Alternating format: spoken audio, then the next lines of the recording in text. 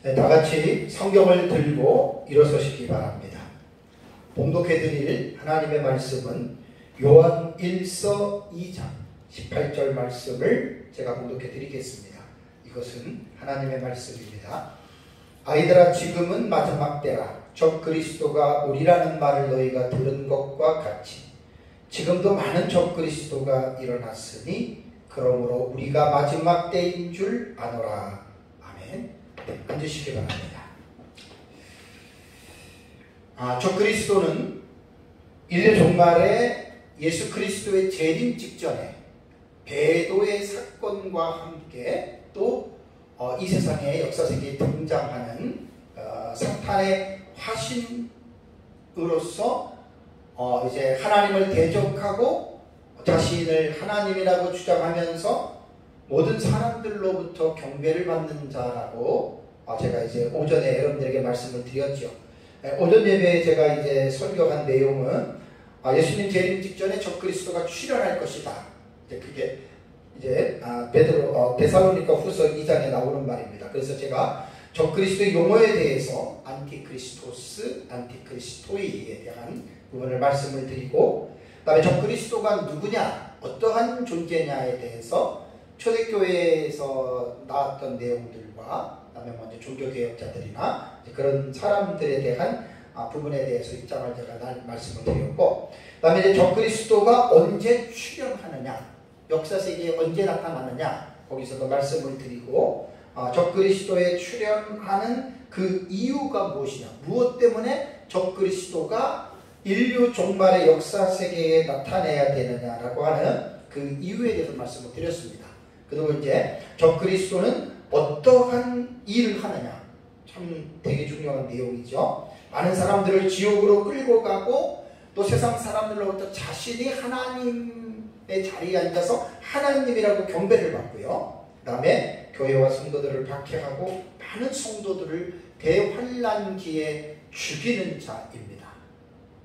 마지막 때를 살아가고 있는 성도들은 꼭 성경을 통해서 종말에 나타나는 이 적그리스도가 어떤 인물이고 또 내가 신앙생활을 어떻게 하느냐에 따라서 대환란기에 빠질 수도 있고 그 대환란기에 하나님의 예비처에서 보호받을 수 있다라고 하는 게 요한계시록에 나오는 겁니다. 그냥 교회만 왔다 갔다 하고 구원받았으니까 나는 천국 가겠지 하고 그냥 내 자신의 필요와 내 하고 싶은 일들을 이루기 위해서 마치 예수가 내 삶의 모든 것들을 성취하기 위한 도구로서 하나님이 필요한 게 아니라는 거예요. 구원받았으니까 이제 걱정할 것 없이 그냥 복받고 복을 누리면서 살아야 되겠다라고 하는 그건 진정한 신앙이 아닙니다. 언제인지 모르지만 예수님 재림할 때 재림 직전에 살아가고 있는 성도들은 이 적그리스도의 계시와 예수님의 재림 직전에 나타나는 이 사건들을 분명하게 믿고 있어야 됩니다. 알고 있는 게 아니라 분명하게 믿고 있어야 됩니다. 정말로 끔찍한 일들이 이제 마지막 그 대환란기에 나타나는데 이번 시간에 그 다 본문 찾아가지고 제가 설명을 드릴 거예요. 그 다음에 이제 마지막으로 적그리스도와 예수님과의 관계에서 적그리스도는 예수님 재림 때 아마겟돈에서 심판을 받는다. 이 부분에 대해서 제가 1시간 동안 오전에 여러분들에게 말씀을 드리고요. 근데 이번 시간에는 이 적그리스도에 대한 이 계시는 신약 성경에만 기록된 게 아니에요. 구약 성경부터 기록이 되어졌는데 구약이 한 4,000년 정도의 기간과 신약의 성경을 기록할 때 한 1세기 기간 동안에 그 기간 동안에 적그리스도의 계시는 하나님의 나라의 사상과 구속사가 점진적으로 계시되면서 발전되었던 것과 같이 적그리스도의 계시도 점진적으로 계시가 되었고 시간이 지나면서 신약시대에 점점 밝혀졌다라고 하는 것을 여러분들이 기억을 해야 됩니다. 그래서 이번 시간에는 구약 성경과 신약 성경의 이 적그리스도에 대해서 어떻게 묘사했느냐, 제 책을 보면은 제가 쓴 요한계시록 책을 보면 577페이지에 하나의 도표로 만들어 놨습니다. 이걸 설교 준비하면서 봤더니 16번째의 무적행의 사자는 보니까 잘못 기록된 거예요. 그걸 수정을 하겠습니다. 무적행의 사자에 대한 것들을 기록한 내용을 그걸 삭제하고 그 자리에 11장 11절에 계시록 11장 11절에 8번째 왕으로 불려지는 자다. 제 책에도 이제 다시 재판으로 출간하면 그것을 수정을 계속하고 있거든요. 그것도 제가 오늘 수정을 해놨습니다. 그래서 이제 이번 시간에는 적그리스도가 인류 종말의 사탄의 하수인으로 하나님을 대적하고 하나님의 교회와 성도들을 무자비하게 박해할 인물로서 이제 이자가 구약 성경부터 어떻게 묘사되었는지에 대해서 이제 오늘 시간이 1시간 동안에 17군데가 넘고 또 찾아보고 설명하려는 시간이 되게 많은데 어쨌든 제가 좀 잘 한번 감당해 보겠습니다. 자, 첫 번째는 다니엘서 2장을 한번 보시기 바랍니다. 다니엘서 2장. 다니엘서 2장 41절과 다니엘서 2장 41절과 43절을 보시면 왕께서 그 발과 발가락이 얼마는 토기장이의 진흙이요 얼마는 쇠인 것을 보셨음즉 그랬죠. 그러니까 구약 성경에 이 적그리스도를 묘사하는 것에 보면 제가 첫 번째 말씀드리는 것은 첫 번째입니다. 제5제국의 통치자로 묘사했습니다. 다니엘서 2장 41절에서 43절의 내용입니다. 자, 자세한 내용은 시간상 제가 설명을 하고 내용 의미만 중심적인 의미만 말씀을 드리겠습니다. 느부갓네살이 꿈을 꿨습니다. 근데 그 꿈의 내용이 어떤 내용인지 기억을 못하고 자기 밑에 있는 신하들에게 내가 꾼 꿈을 너희들이 알아맞혀봐라. 이게 말이 됩니까? 근데 이제 그 밑에 있는 술사들과 박사들이 못 알아맞히니까 너희 다 죽인다. 근데 이제 다니엘이 그 꿈을 해석해 주잖아요. 참 이게 신비한 사건이죠. 그러니까 이제 느부갓네살이 꾼 꿈은 단순한 꿈이 아니라 역사의 창조자이신 하나님께서 또 이 역사를 통치하시는 통치주 하나님께서 그 일을 이루기 위하여 불신자인 느부갓네살에게 꿈으로 계시하고 그것을 잊어버리게 하고 또 다니엘은 그 꿈이 무엇인지 모르지만 기도를 통해서 하나님의 환상으로 느부갓네살이 꾸었던 꿈을 다시 알게 하고 해석해 주게 했던 것입니다. 그러니까 하나의 느부갓네살이 큰 신상을 보았는데 우상의 신상이요. 머리는 순금이고 가슴과 두 팔은 은이고 배와 넓적다리는 노시고 종아리는 쇠고 그 발에 얼마는 쇠요 얼마는 진흙이다. 이거를 본 거예요.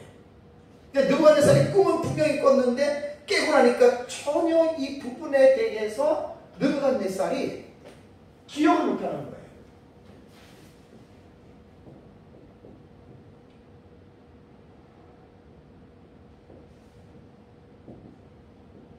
자, 머리, 그 다음에 두 팔, 가슴이죠. 그 다음에 배와 넓적다리 이렇게 되는 거예요. 그러니까 머리는 금이요, 가슴과 두 팔은 은이요, 그 다음에 배와 넓적다리는 동이요, 그 다음에 종아리는 쇠요, 그 다음에 발은 얼마는 요것이 이제 여기를 하나 내가 더 긋겠습니다. 쇠와 진흙이다 이렇게 됐잖아요. 그죠? 그러니까 여기에서 다니엘이 해석을 해주는 거예요. 해석을. 머리로서의 이 금은 왕이 있는 바벨론 제국을 말하는 것이고 은은 바사와 메대를 말하는 것이고 그 다음에 동은 헬라 제국을 말하는 것이고 쇠는 로마 제국을 말하는 것이고 그러니까 하나 둘 셋 네 번 보게 되잖아요. 마지막에 다니엘이 꾼 꿈을 보면은 돌 하나가 나타나서 이 우상을 머리부터 발끝까지 완전히 파괴해버리죠. 완전히 파괴해버리고 이제 영원한 하나의 나라를 세운다. 이제 그런 내용입니다. 자, 그러면 종아리까지를 로마로 보고 또 하나의 해석은 뭐냐면 발가락, 쇠와 진흙이 되는 이 발가락은 1, 2, 3, 4인데 제5제국이라 그래요. 그러니까 제국으로 말하면 첫째, 둘째, 셋째, 넷째, 다섯째 제국이 나타날 것이다. 이렇게 보는데 지금 첫 번째 제가 설명하는 거는 뭐냐면 제5제국의 통치자라고 했잖아요. 그러니까 이 해석은 두 가지입니다. 4제국으로 보느냐 5제국으로 보느냐, 이 해석이 딱 나눠진 거예요. 무천년은 4제국으로 봅니다. 종아리하고 발하고 발가락을 하나의 로마로 보고, 그러나 역사적 전천년은 분명히 오늘 본문에 볼 것처럼 종아리를 얘기를 했고 발가락과 발과 발가락을 구분해서 얘기를 했잖아요. 그래서 이것은 5번째 제국이 된다라고 보는 게 역사적 전천년입니다. 그런데 이제 이 부분에서 우리가 뭘 우리가 지금 봐야 되냐면 4제국으로 보는 입장에서 볼 때는 로마 제국으로 이미 끝났어요. 로마 제국이 서로마 제국이 490 몇 년대에 멸망하고 동로마 제국이 1500 몇 년에 멸망하잖아요. 그러니까 이미 로마 제국은 무천년의 입장에서는 이 계시가 다 끝난 것으로 보지만, 그리고 그리스도께서 나타나심으로 이 제국들을 흩으시고 하나의 영원한 나라를 세우셨다고 하는 것을 교회로 해석을 합니다. 무천년은. 근데 우리 전천년은 그렇게 보는 것이 아니라 마지막에 제5제국은 인류 종말에 등장하는 강대국을 말하는 거예요. 앞에 바벨론, 메데, 바사, 메데, 헬라, 로마와 같은 이러한 세계를 제패할 제5제국을 말하는 거거든요. 그래서 이 제5제국의 통치자가 누구냐? 이 자가 바로 적그리스도다, 이렇게 보는 거예요. 그래서 이거는 종말론적인 신학적인 입장에 따라서 다르기 때문에 왈가왈부할 필요는 사실 없어요. 이것 가지고 싸우면 안 됩니다.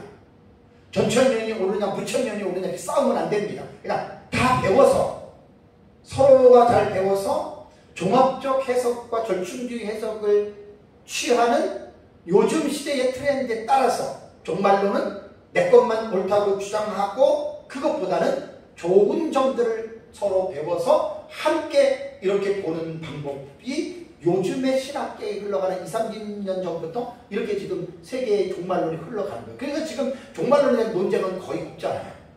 저는 절충주의의 해석법을 좋아하지 않습니다. 나는 누가 뭐라 그래도 역사적 전천년주의의 해석법을 저는 따르는 사람인데, 그렇다고 해서 내 것만 옳다라고 주장하지 않습니다. 내 것이 옳지만 내 것만 옳다라고 주장하는 것이 아니라 상대방의 것도 공부를 하니까 거의 다 아니까 그렇게 저는 이제 공부를 하고 있기 때문에, 그래서 이제 구약성경에 나타난 적그리스도의 이 묘사 중에서 첫 번째 제가 말씀드리는 것은 다니엘서 2장에 나타나는 제5제국의 통치자, 바로 요 개념 속에서 보면은 이 사람이 통치자가 누구냐면은 바로 이제 적그리스도라는 말입니다.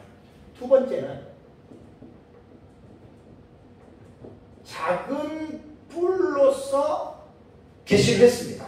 다니엘서 7장 7절을 볼까요?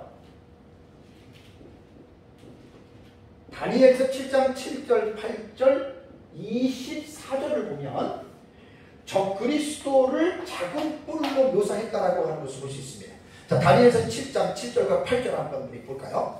자, 내가 본 환상 가운데에 그 다음에 본 넷째 짐승은 무섭고 놀라우며 또 매우 강하며 또 쇠로 된 큰 이가 나서 먹고 부서뜨리고 그 나머지를 발로 밟았으며 이 짐승은 전에 모든 짐승과 다르고 또 10뿔이 있더라. 내가 그 뿔을 유심히 보는 중에 다른 뭐라고요? 작은 뿔이 10뿔 사이에서 돋아났지요. 그리고 첫 번째 뿔 중에 10뿔 중에 셋이 그 앞에서 뿌리까지 뽑혔으니 이 작은 뿔에는 사람의 눈 같은 눈들이 있고 또 입이 있어 큰 말을 하였더라. 인격적인 존재입니다. 그러니까 뿔 다 왕을 뜻하는 거예요. 왕을. 그러니까 다니엘서 7장에는 다니엘서 7장을 보면은 네 짐승이 나오잖아요. 그죠? 사자 같은 짐승, 표범, 곰, 그 다음에 네 번째 짐승이 무서운 처리를 가진 짐승이라는 말이에요. 그러면 이 종말론의 그 신학적인 입장에서 해석은 딱 이미 정해져 있기 때문에 저는 딱 보면 딱 알아요. 자, 이것은 다니엘서 7장에 나오는 네 짐승 있잖아요. 바다에서 올라오는 네 짐승. 이것은 무천년은 어떻게 해석하냐면 다니엘서 2장에 말하는 바벨론, 메데, 바사, 헬라, 로마 딱 4대 제국으로 그대로 해석을 합니다.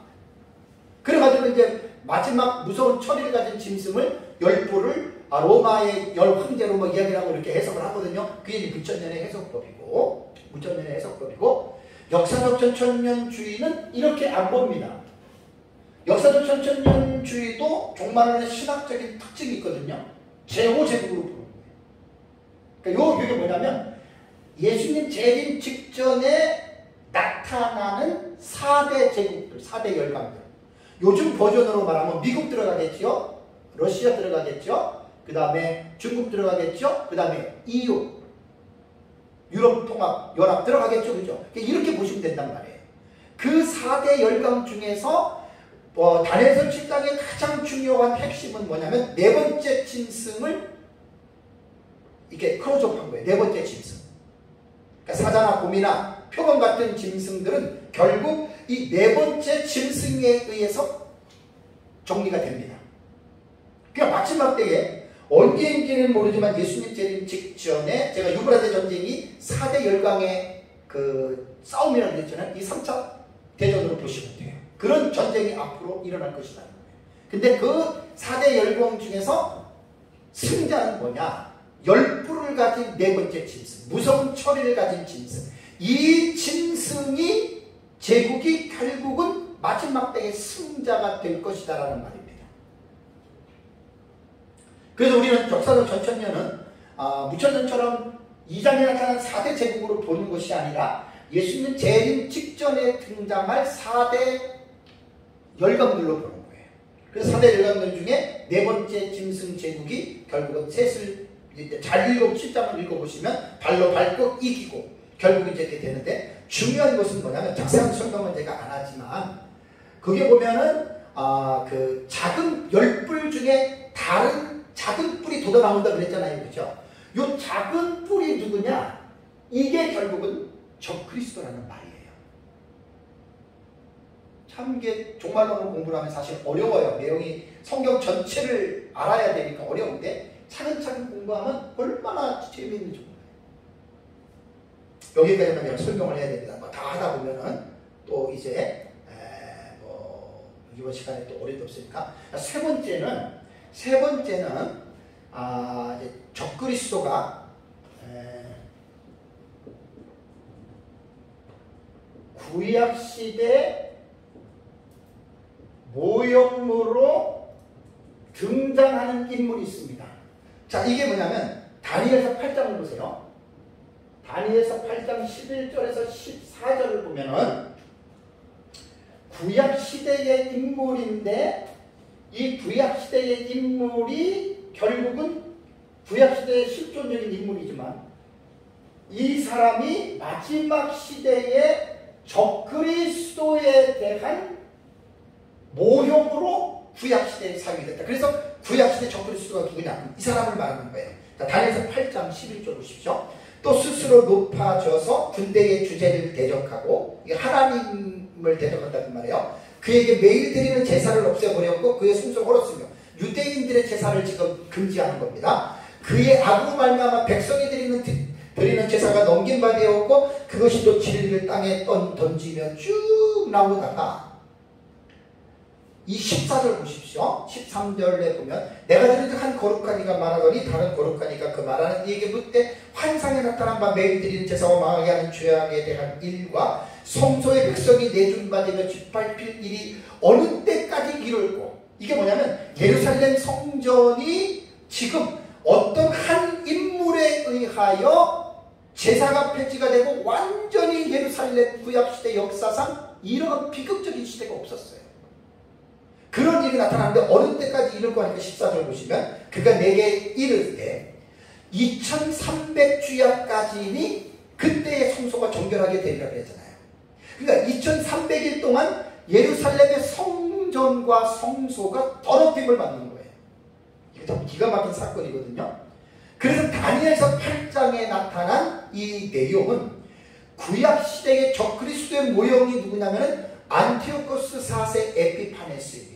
여러분 많이 얘기를 들으셨죠? 제 중간사도 설교하고 강의하고 다 제가 했기 때문에 안티오코스 4세 에피파네스에 대한 이야기입니다. 그래서 다니엘서 8장 8절을 보십시오. 다니엘서 8장 8절을 보면은 큰 뿔이 꺾이고 그 다음에 네 뿔이 나타나잖아요. 요 네 뿔은 뭐냐면 알렉산더 알렉산더가 죽은 이후에 그의 사후의 부하들끼리 디아도코의 전쟁 한 20여 명 이상이 싸웠어요. 그리고 20년 동안 전쟁한 후에 최종의 승자가 결정이 되는데 4명이 남습니다. 자, 4명이 남는데 카산도와 리시마쿠스와 그 다음에 프톨레미와 셀류쿠스라고 하는 4장군이 남아서 알렉산더가 정복했던 헬라 제국의 그 방대한 제국을 4명의 장군이 나누어 갔죠.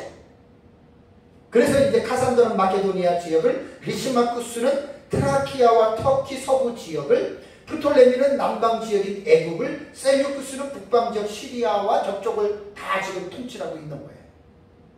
그래서 다니엘서 8장은 바로 알렉산더 이후에 헬라 제국에 있었던 그 제국에 관한 스토리를 다니엘서 8장에는 지금 이야기를 하고 있습니다. 제가 이제 중간사 책이 나오면 요 부분들 8장과 11장이 다니엘서 주의가 상세하게 다 돼요.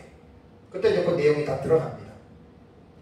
그러니까 여기에서 지금 8장에서 나오는 여기서 이제 넷불은 바로 최후의 사인을 말하는데 요 넷불 중에 작은 뿔 하나가 돋아난다고 그랬죠. 그죠? 그 작은 뿔이 누구냐? 그게 바로 안티오코스 4세 에피파네스예요. 이 안티오코스 4세 에피파네스가 북쪽을 향하여 예루살렘을 향하여 그게 쫙 뻗어가잖아요. 남쪽 향하여. 그죠? 쫙 뻗어가면서 결국 안티오코스 4세 에피파네스가 예루살렘을 침공해서 예루살렘에서 완전히 성전과 성소를 더럽힙니다. 이 사건이 2300일 정도가 되는데 이 일은 주전 171년에서 164년 12월에 이 사건은 마무리가 됩니다. 그래서 이제 우리가 그 구약성경에 보면 불임절 있잖아요. 불임절 말고 불임절은 이제 에스더스에 나오는 거고 여기에서 요한복음에 수전절 나오죠.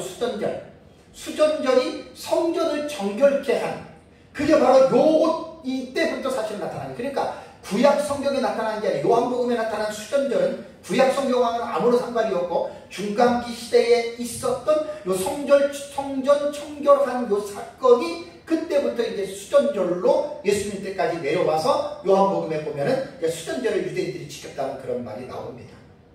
그러니까 바로 여기에서 안티오코스 4세 에피파네스는 구약시대의 적그리스도의 모형으로 등장하는 거예요.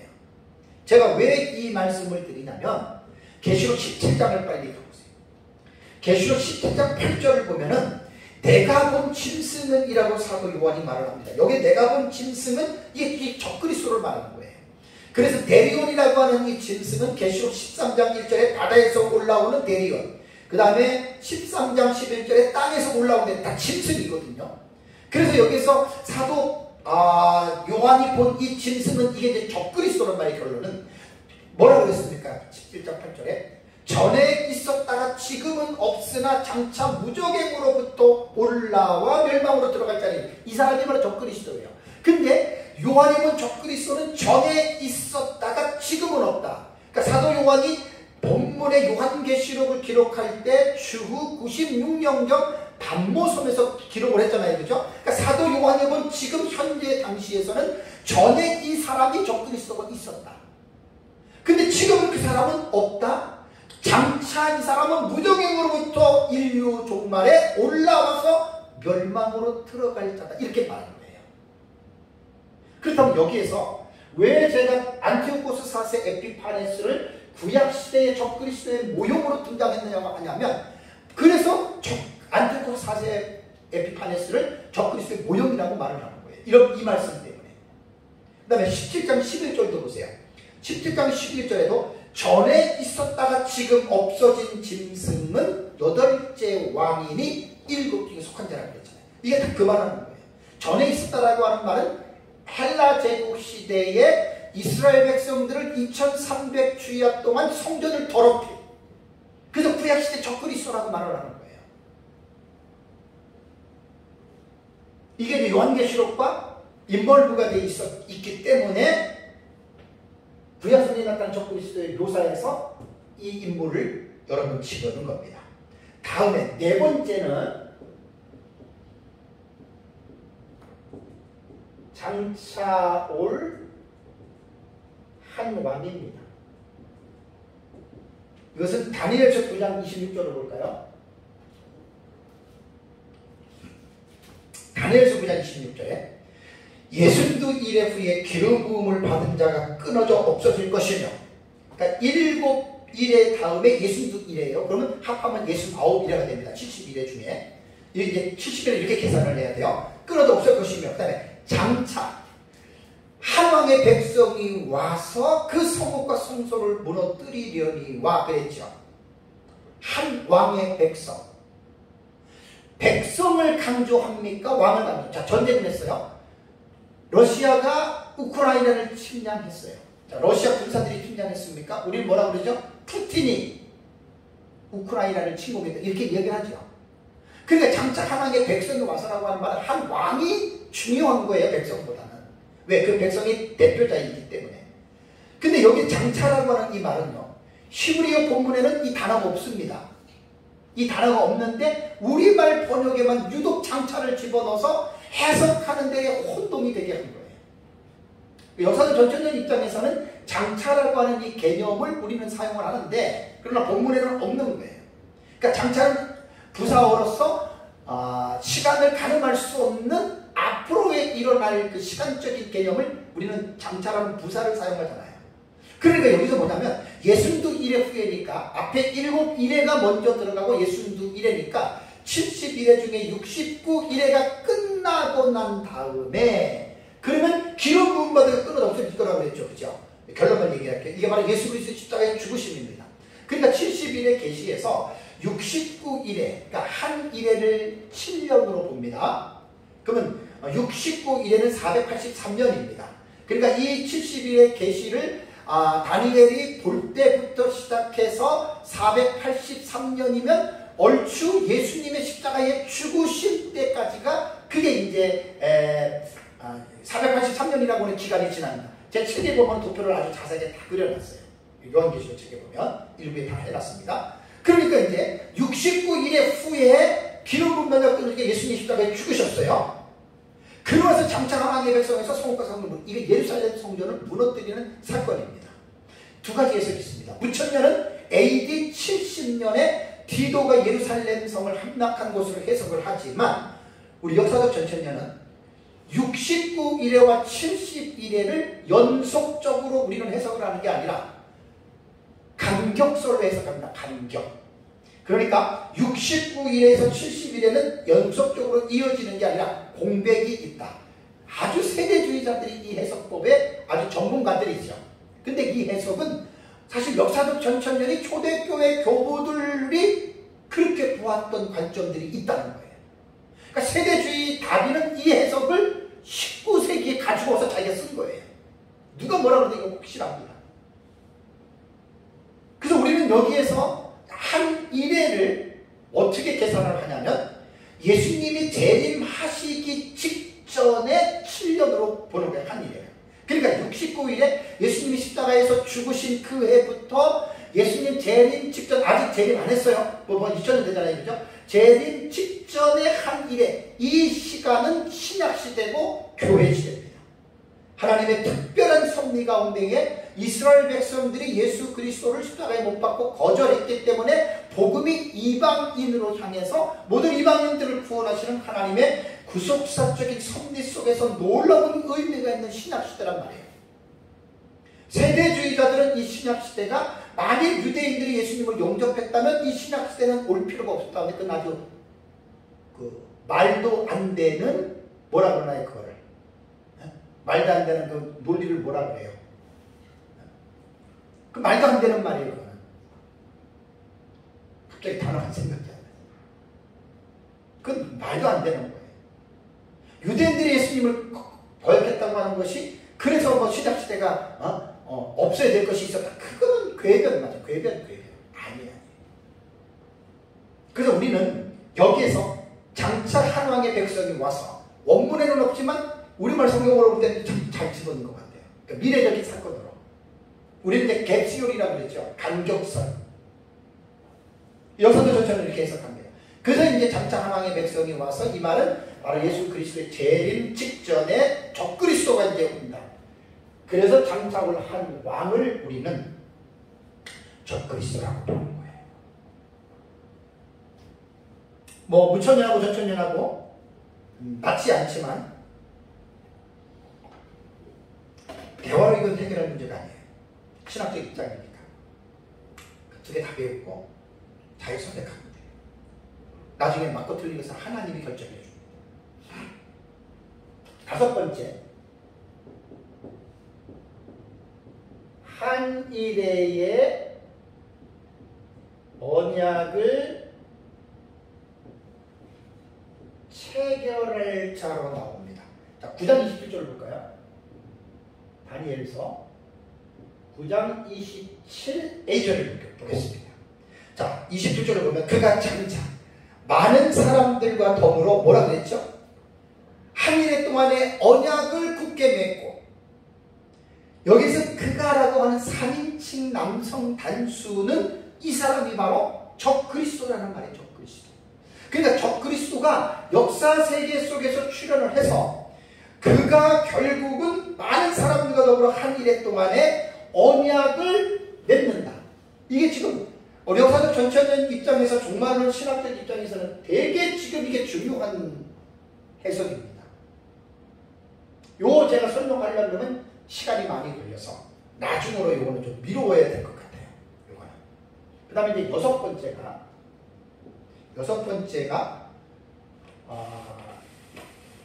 제사와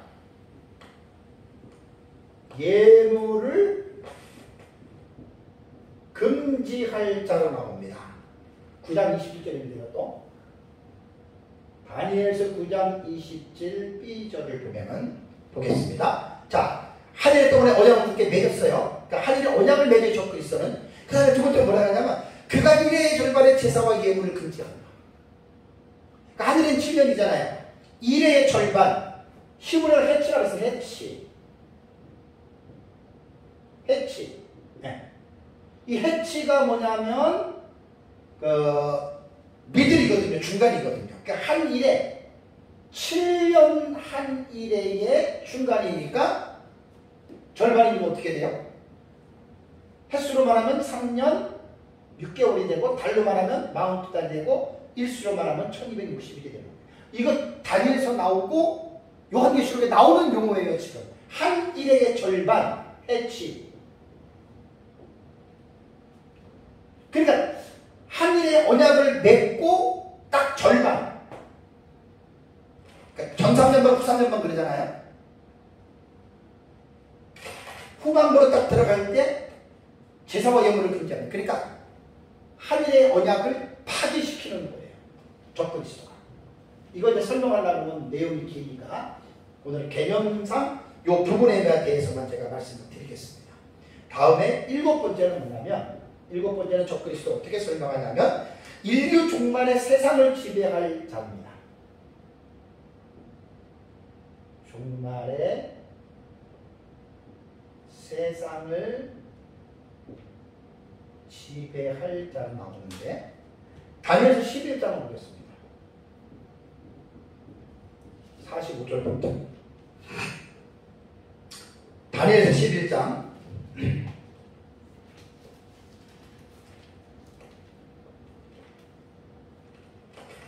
다니엘서 11장 40절 보겠습니다. 마지막 때 남방왕이 그와 힘을 겨룰 것이나 북방왕이 하고 41절에 그가, 또 42절에도 그가, 43절에도 그가, 45절에도 그가, 원래는 36절부터 문맥을 봐야 돼요. 그 왕은 37절에 그가, 39절에 그는, 여기서 말하는 3인칭 남성 단수인 그가 누구냐? 이게 적그리스도를 말하는 거예요. 원래 다니엘서 이 11장은요, 이게 사실 중간사 역사를 모르는 사람은 이거 이해를 못합니다. 저는 중간사를 10한 4, 5년 전에 이미 요세푸스를 가지고 정리를 다 했기 때문에 그때 저는 이 11장 주의를 다 해놨어요. 이 사람이 누구고 사건이 어떻게 되는 걸 다 해놨거든요. 요번에 이제 중간사 책 나오면 요거 이제 아주 다니엘서 11장은 주의가 싹 들어갑니다. 그러니까 11장은 헬라 제국 시대의 안티오코스 4세 에피파네스 전후 시대를 클로즈업해서 기록한 것이 다니엘서 11장이잖아요. 그런데 다니엘서 11장 36절부터가 문제입니다. 36절부터 45절까지의 내용은 안티오코스 4세 에피파네스 시대인 헬라 제국이 일어났던 사건이 아니에요. 무천년도 그렇게 봐요. 이거 끼워 맞출 수가 없어요. 내용을 본문을 주의하다 보면 끼워 맞출 수가 없어요. 그래서 이제 무천년은 인류 종말로 보기보다는 이것이 이제 헬라 제국 이후에 어떤 무천년주의자들 주장을 봤더니 이게 무슨 신학적 초기까지 이제 이 말씀을 해석하는 경우가 있는데 그건 뭐 그냥 그분의 해석 방법이니까 그렇게 되는데 우리 역사적 전천년은 11장 36절에서 45절을 어떻게 해석을 하냐면 이것이 우리는 항상 미래적인 해석이기 때문에 인류 종말의 사건으로 보는 거예요. 여기서 말하는 그가 누구냐? 마지막 7번째 제국을 통치할 왕이니까 이자가 바로 누구냐? 적그리스도라는 말이에요. 자세한 해석은 시간이 도저히 안 됩니다. 다음에 8번째는 이스라엘을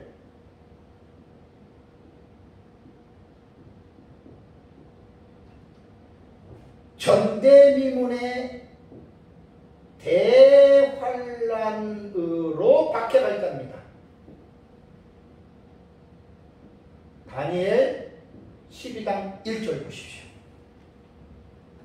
자, 구약 성경에서 이렇게 적그리스도를 찾아낸다는 거 쉬운 게 아니에요.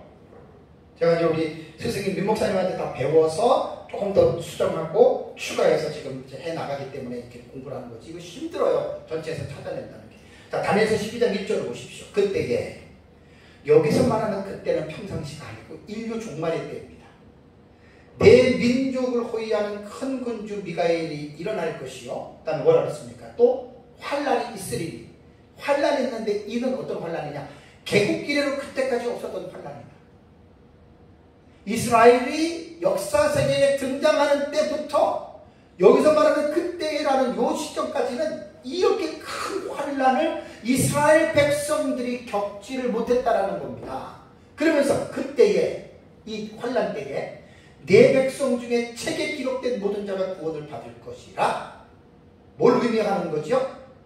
종말의 시대를 말하는 겁니다. 그러니까 다니엘서 12장 1절에 전대미문의 대환란은 이스라엘이 뭐 어떤 중간기 시대라든가 아니면 신학 시대에 뭐 어떤 그 유대인들이 독일 나치에 의해서 그 5,600만 명이 죽는 그런 환란이 아니에요. 내 백성 중 책에 기록된 모든 자가 구원을 받을 것이라는 이 말씀 속에서 인류 종말의 시대, 곧 예수님 재림 직전의 시대에 일어나는 대환란을 말을 하는 것이라고 하는 걸 여러분 기억하셔야 돼요. 예수를 믿으면 특히 종말의 시대에 사는 성도들은 대환란을 분명히 알고 예수 믿어야 됩니다. 그냥 예수 믿는 거, 예수 믿고 구원받았다고 이신칭의, 이신특구해서 이제 구원받을 시간 이제 됐어 이렇게 마음 먹고 살 게 아닙니다. 그래서 우리가 구원이 불안정해서 구원을 완성시키자는 말도 아닙니다. 구원을 확실하게 받았지만 구원받은 자는 이 세상을 어떻게 살아야 하느냐. 그 이제 성경을 보면 구원받았다고 만족하는 것이 아니라 늘 깨어서 기도하면서 예수님의 재림을 기다리면서 점도 없고 흠도 없이 평강 가운데 나타나기를 힘쓰라. 그게 바로 종말 신앙을 강조하는 거예요. 신약 성경이. 그러니까 많은 사람들이 종말론에 대한 기본적인 신앙이 없으니까 이제 구원받은 시간은 천국 가니까 됐어 이러고 세상에서 하나님의 영광을 위해서 살기보다는 자기 마음대로 자기 욕심대로 살아가잖아요. 구원받은 사람들이 뭐 하나님께 충성하고 헌신하는 것보다는 그건 하나님께 충성하고 헌신하는 게 아까운 거야. 바보 같은 그리스도인들입니다. 멍청한 멍텅구리 같은 그리스도인들입니다. 성경이 뭔지도 모르고 예수를 믿는 그리스도인들입니다. 바울을 보십시오. 구원받았다고 만족했습니까? 죽기까지 순교했잖아요. 그리고 바울은 내가 그리스도로 본받은 것 같이 너희도 다 나를 본받기를 원한다 그랬잖아요. 구원받았다고 끝나는 게 아니에요. 그냥 구원받았다고 이제 죽을 때까지 누리면서 복을 누리면서 사는 게 아니에요. 복은 당연히 누리지만 그런 삶이 아니란 말이 그리스도인의 삶은. 팔복에서 의를 위하여 박해를 받은 자는 복이 있나니 너희가 내 이름으로 욕을 먹으면 너희가 내 이름으로 죽임을 당하면 너희가 기뻐하고 즐거워라 그랬잖아요. 말씀대로 살아가다 보면 여러분 핍박을 받습니다. 마태복음 24장을 볼까요? 대환란에 대해서. 마태복음 24장 21절과 22절에 예수님이 하신 말씀입니다. 예수님이 이는 그때에 큰 환란이 있겠음이라. 예수님의 말이에요. 창세로부터 지금까지 이런 환란이 없었고 후에도 없으리라. 그날들을 감하지 아니하면 모든 육체가 구원을 얻지 못할 것이나 그러나 택하신 자들을 위하여 그날을 감하시리라. 자, 창세로부터 지금까지 이런 환란이 없었다. 자, 그러면 지금 2023년이라고 하는 역사 세계 속에서 이전에 예수님이 말한 이 환란이 있었습니까? 대부분 천년주의자들은 AD 70년에 유대인들의 그 멸망을 말하는데 그거 말하는 게 아니에요. 그거 말하는 게 아니에요.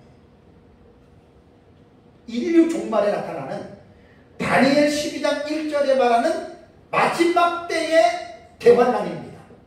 그래서 모든 자가 책에 백성 중에 책에 기록된 모든 자가 구원받는다. 종말에 관한 예언입니다. 이게 예수님의 말씀. 꼭 여러분 기억하시기 바랍니다. 그래서 우리 역사적 전천년은 한일해라고 하는 7년에 대한 환란의 기간이 있고 전 3년반은 비교적 평화롭지만 후 3년반은 대환란입니다. 세대주의 우리는 다릅니다. 틀은 같아도 해석이 다릅니다.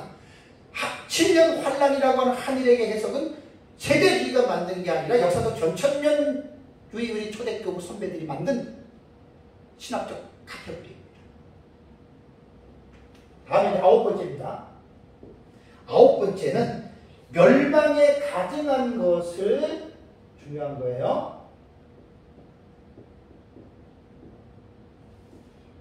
멸망에 가증한 것을 성전에 세우는 자입니다. 마태복음 24장 15절 볼까요? 마태복음 24장 우리 15절 보겠습니다.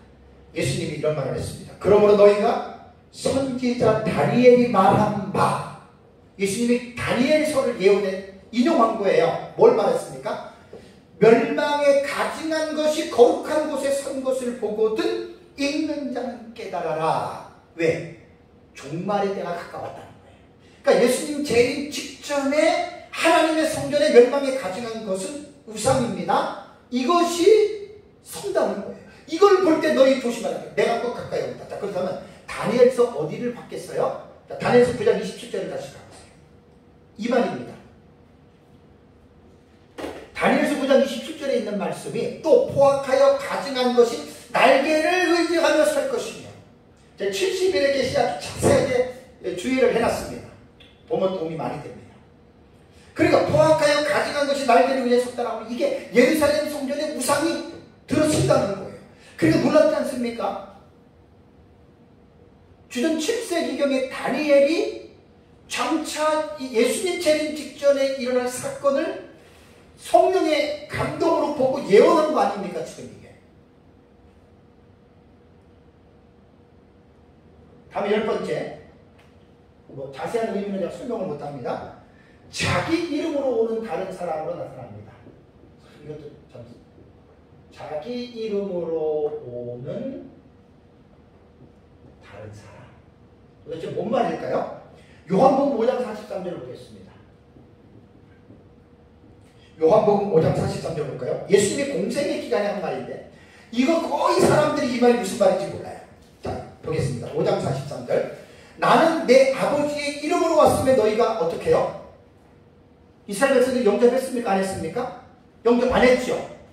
얼마나 예수님 속이 답답하겠어요. 그러면 뭐라고 했습니까? 만일 다른 사람이 어떻게? 그 자기 이름으로 오면 너희가 어떻게 할 것이다? 영접하리라. 이게 무슨 말이에요?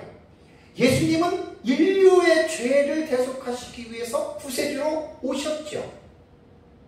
오셔서 예수님께서는 그들을 위해서 죽으셨는데 예수님은 아버지의 이름으로 공식적인 아버지의 이름으로 와서 메시아로 이스라엘 백성 영접 안 했어요. 귀신 들렸다 그러고 네가 정신 나갔다 그러고 네 나이가 50도 안 됐는데 아브라함을 네 이렇게 예수님을 거절했잖아요. 예수님이 만일 다른 사람이 아버지의 이름이 아닌 자기 이름으로 오면 너희를 영접할 것이다. 이게 무슨 말입니까? 해석하기 힘들어요. 보세요. 예수님은 아버지의 이름으로 와서 영접하면 메시아를 영접하고 구원받은 거예요. 안 했어요? 근데 다른 사람이 아버지의 이름 옮겨 자기 이름으로 왔는데 유대인들이 이스라엘을 영접할 것이다. 이게 누구냐? 적그리스도예요. 그래서 적그리스도를 어떻게 해석하냐면 유대인들 가운데의 한 사람으로 유추하는데 일리가 있습니다. 다음에 11번째 불법의 사랑 멸망의 아들. 데살로니가 후서 2장 3, 4절. 더 이상 설명 안 해도 되죠? 오전에 제가 이거 설교했습니다. 다음에 12번째는 누구냐? 적그리스도는 대적하는 자로 묘사하고 있는데 이것도 데살로니가 후서 2장 4절에 나오는 겁니다. 이 말씀도 오전에 했던 것으로 생각하겠습니다. 13번째가 자칭 하나님. 이것도 데살로니가 후서 2장 4절이죠. 하나님의 성전에서 내가 하나님이라고 이렇게 선포하는 자잖아요. 그죠? 그리고 실제적으로 하나님의 대우를 받습니다. 불신자, 불택자들로부터. 여러분, 이 세상의 고대로부터 지금 말고 옛날에 전제국가 시대에 보면 왕들이 가장 가지고 싶었던 것이 무엇이었겠습니까? 여러분 생각해 봤습니까? 왕에게는 세상의 모든 권력과 부귀영화가 다 있어요. 사람도 마음대로 죽일 수 있고, 고대에는 그랬잖아요. 그죠? 부족한 게 없어요. 뭔지 자기 마음대로 다 됐어요. 저 세상에서 왕의 입장에서 볼 때는 너무 심심해. 할 게 없어. 모든 게 다 자기 명령대로 됩니다. 뭘 원했겠습니까? 왕들이. 죄인된 왕들이 뭘 원했겠습니까? 신입니다. 신. 비를 내리고 불을 내리고 병을 내리고 복을 주는 이런 신에 대한 동경이 인간에게는 그 최고 마지막 관문이거든요. 로마의 황제들 가운데서도 자신이 신이 되고 싶어 했던 황제들이 있었습니다. 칼리큘라, 네로, 도미티안 등이 대부분 그랬죠. 그래서 기독교인들을 많이 죽인 거예요. 내가 신이다. 기독교인들은 1계명, 2계명, 10계명, 1, 2계명 때문에 하나님의 다른 신을 섬기지 않고 경배하지 않습니다. 그러니까 죽이는 겁니다. 구약 시대에도 다니엘과 사드락과 메삭과 아벳느고의 경우가 그랬습니다. 나팔 소리가 나거든 우상에게 절하라. 그게 뭐냐면 고대의 모든 제국들의 왕들은 자기가 신으로 착각을 했고 또 백성들이 자기를 신으로 믿어주기를 원했습니다. 근데 왕이 신이 될 수 없죠. 우리 똑같은 인간인데. 그래서 자칭 하나님이라고 이제 이렇게 일컫는 것이고요. 14번째가 적그리스도입니다. 요한일서 2장 18절. 더 이상 설명 안 해도 되죠. 오전에 제가 다 여러분들에게 설명했던 말입니다. 다음에 15번째가 뭐냐면 이 적그리스도는 바다에서 올라오는 짐승으로 묘사했습니다. 계시록 13장 1절입니다. 계시록 13장 1절 보겠습니다. 계시록 13장 1절을 보면 내가 보니 바다에서 한 짐승이 나오는데, 자, 바다에서 한 짐승이 나오는데 뿔이 10이고 머리가 7이야. 그 뿔에는 10왕관이 있고 그 머리들에는 신성무독하는 이름들이 있더라. 제 책에 보면 아주 자세히 주의가 나와 있습니다. 결론적으로 말하면 여기에서 바다에서 올라오는 짐승은 적그리스도를 말합니다. 그리고 13장 13장 11절부터 18절에 나오는 땅에서 올라오는 짐승은 거짓 선지자입니다. 되게 중요한 거예요. 요한계시록에서 사탄의 삼총사, 악의 삼축이 뭐냐면 적그리스도, 거짓 선지자, 음녀입니다. 이거를 꼭 예수 믿는 사람들이 이걸 이해하고 있어야 대환란이 어떻게 오고 대환란을 어떻게 우리가 이겨내야 되는지 알 수가 있어요. 이 계시록에 다 나오는 거예요. 사탄의 삼총사, 악의 삼축 이러죠. 되게 지금 이 부분은 중요하기 때문에 이러한 부분들에 대해서 분명하게 이해를 해야 돼요. 여기에 이제 그 약간 설명을 제가 드린다면 바다에서 한 짐승의 뿔이 열이라고 그랬잖아요. 그죠? 생각나는 거 없어요? 그러니까 여러분 요한계시록은 앞에 있는 성경, 특히 구약 성경과 무관한 게 아니에요. 성경은 창세기부터 계시록까지 전부 다 연결되어 있는 책이에요. 다 연결되어 있어요. 그리고 신약 성경은 구약 성경의 주석서, 해설서로 보면 돼요. 구약 성경만 있고 신약 성경이 없다면 성경이 완성이 된 게 아니에요. 신약 성경이 있으므로 구약 성경이 완성이 된 거예요. 또 구약이 없이 신약 성경만 가지고 성경이라고 말할 수가 없어요. 근거가 없는 거예요. 구약 성경이 있기 때문에 신약 성경이 있는 거고, 신약 성경은 구약 성경의 계시를 연결해주면서 해석해주는 그 책으로 여러분들이 보셔야 됩니다. 여기서 뿔이 열이요 머리가 일곱이라, 뿔 열을 우리 아까 봤잖아요. 다니엘서 7장에 네 번째 짐승이 어떻게 모습이 나왔어요? 10뿔이 있다 그랬죠. 그죠? 10뿔. 그걸 말하는 거예요, 지금 이게. 아까 여기서 작은 뿔이잖아요, 작은 뿔. 다니엘서 7장에 네 번째 짐승에서 10뿔이 있는데 그 10뿔 사이에서 작은 뿔이 돋아난다. 그냥 바다에서 올라오는 짐승은 바로 작은 뿔. 이 단을 이렇게 지금 표현한 거예요. 바다는 세상이거든요. 역사 세계 속에서 작은 뿔 한 왕이에요, 왕. 이자가 지금 올라오는 거예요. 다음에 16번째가 8째 왕으로 등장하는 자입니다. 8째 왕으로 등극하는 자이죠. 계시록 17장 11절. 자, 11장 볼까요? 17장 11절. 전에 있었다가 지금 없어진 짐승은 몇 번째 왕이라고요?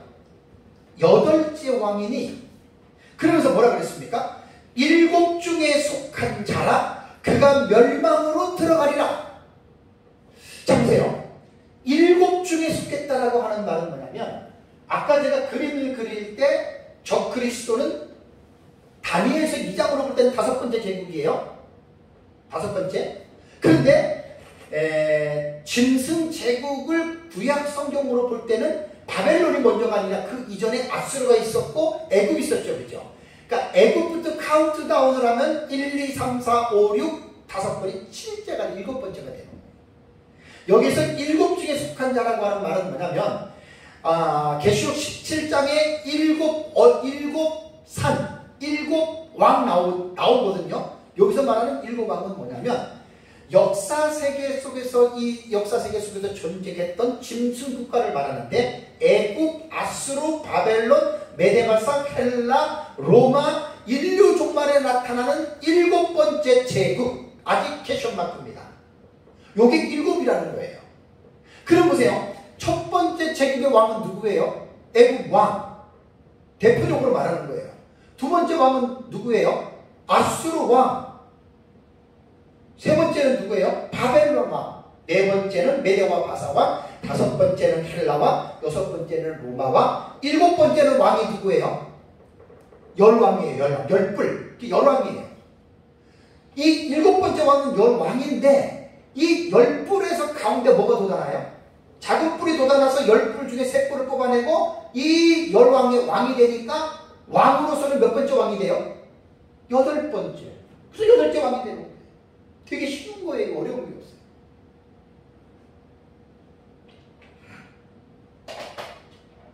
마지막 17번째입니다.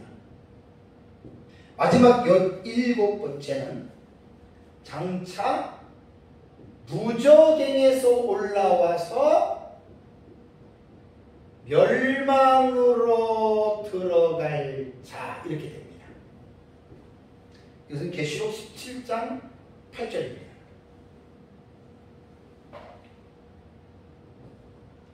계시록 17장 8절 읽어볼까요? 17장 8절. 내가 본 짐승은 전에 있었다가 지금은 없으나 어떻게 해요? 장차 무적행으로부터 올라와 멸망으로 들어갈 자니 땅에 사는 자들로서 창세 이후로 그 이름이 생명책에 기록되지 못한 자들이 이전에 있었다가 지금은 없으나 장차 나올 짐승을 못 놀랍게 여기리라.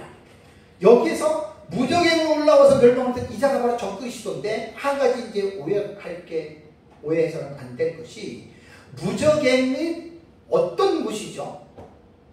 무적행은 악한 영들을 가두는 감옥이에요. 지금도 무적행이 있어요. 지옥이 있고 달라요. 악한 영들이 가둬뒀는데 이 적그리스도가 무적행으로 들어갈 수도 없어요. 인간이기 때문에. 그러니까 안티오코스 4세 에피파네스는 인간이니까 무적행으로 들어간 게 아니라 영혼은 지옥 같고 육신은 땅에서 그냥 죽어버린 거예요.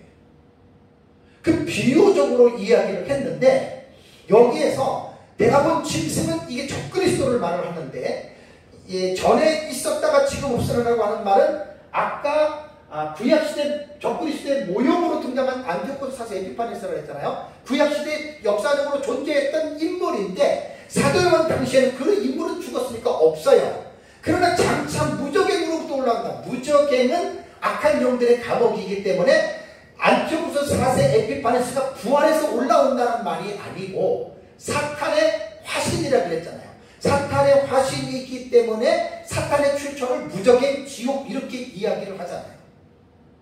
그러니까 적그리스도는 사탄과 밀접하게 딱 연합된 자로 보고 그 악한 영들의 출처를 지옥이나 무적행으로 말하는 것처럼 적그리스도가 무적행으로부터 올라와라고 하는 말은 무적행에서부터 나오는 그 사탄의 그러한 화신이 되어서 결국 그는 어떻게 해요? 멸망으로 들어간다. 아까 그 계시록 기억나십니까? 19장 아마겟돈 전쟁에서 짐승과 거짓 선지자가 아마겟돈 전쟁에서 예수 그리스도에 잡혀가지고 어떻게 해요? 산채로 유황불 붙는 못에 떨어졌다 그랬죠. 그죠? 이 말이 뭐예요? 산채로라고 하는 말은 살아있는 채로 지옥 갔다라는 말이에요. 자, 그럼 보세요. 자, 어떤 사람이, 안 믿는 사람이 살다가 불에 타서 죽었어. 그 사람 우리 어떻게 표현합니까? 저 사람 불에 타서 죽어서 어디 갔어요? 지옥 갔지요. 그러면 산채로 잡혀서 유황불못에 떨어졌다라고 아까 계시록 19장에 보면 나오거든요. 그럼 한 가지 여기서 조직신학적인 입장에서 볼 때는 인간이 우리가 가지고 있는 이 육체는요, 지옥에도 못 들어가고 천국에도 못 들어갑니다. 여러분 이건 분명한 사실이에요. 그러니까 어떻게 적그리스도와 거짓 선지자가 이 몸을 산채로 지옥을 갔다 그러니까 몸을 가지고 지옥에 갔다는 말이 아니에요. 그러니까 다니엘서 10장에 보면은 적그리스도가 불에 타서 죽었다는 말이 나오거든요. 두 가지 본문을 잘 보면 적그리스도는 아마겟돈 전쟁에서 예수님에게서 불에 타 죽은 거예요. 그러니까 살아서 불에 탔으니까 그냥 산채로 죽었다, 불에 타서 죽었다 이렇게 표현을 해야지 정확한 거예요. 그러니까 어려운 내용이 하나도 없는 거예요. 지금까지 17가지의 적그리스도에 대한 묘사가 민목사님은 13가지 정도로 표현을 했는데 제가 4가지 정도를 더 연구를 해서 삽입을 했습니다. 수정하기로 수정하고. 물론 제가 본 것이 전체를 다 봤다는 게 아니에요. 저도 못 본 데가 있을 수 있어요. 저도 인간이니까 잘못 볼 수가 있어요. 그러면 나중에 제대로 정리가 되면 수정하면 되는 거예요. 빼고 집어넣고 하면. 어쨌든 지금까지 제가 연구한 것으로는 17가지가 이렇게 나옵니다. 제 책에 보면 70일의 계시와 요한계시록 중에 이 책에 보면은 자세하게 그 도표 하나로 제가 이제 정리를 해놨습니다. 마지막 16번째 제가 바뀌었다고 했어요. 이제 요거는 바뀌었기 때문에 여러분들이 그걸 잘 알아두시기 바랍니다. 사랑하는 성도 여러분, 예수님의 재림은 분명한 명명백백한 사실입니다. 하루가 지나면 지날수록 예수님의 재림은 가까이 온 것입니다. 예수님의 재림을 혼인잔치로 성경은 말을 하고 있고, 우리 그리스도인들은 예수님은 신랑이고 우리는 신부입니다. 신부가 신랑과 혼인한 언약을 기다리고 사모하면서 몸과 마음을 단장하면서 살듯이 예수님의 재림을 기다리는 저와 여러분들은 예수님의 재림을 학수고대하면서 몸도 마음도 영혼도 여러분 우리는 건강하고 정결하게 여러분 우리는 살아가야 됩니다. 이것이 바로 종말론에 대한 이 신앙을 가진 사람들이 살아가는 삶의 방식이에요. 저 그리스도는 예수님 재림 직전에 이 세상에 등장하는 자로서 사탄의 화신이고, 이전에 등장했던 저 그리스도와는 비교할 수 없을 정도로 최강의 인물입니다. 저와 여러분들이 계시의전 사색을 통하여 하나님의 말씀에서 기록한 이 말씀을 마음속에 잘 새기고, 저 그리스도가 나타날 때 분명히 역사 세계의 마지막 때 나타납니다. 잘 분별해서 저와 여러분들이 믿음으로 승리하는 삶을 살아가시기를 주님의 이름으로 축복합니다. 우리 다 같이 함께 기도하겠습니다.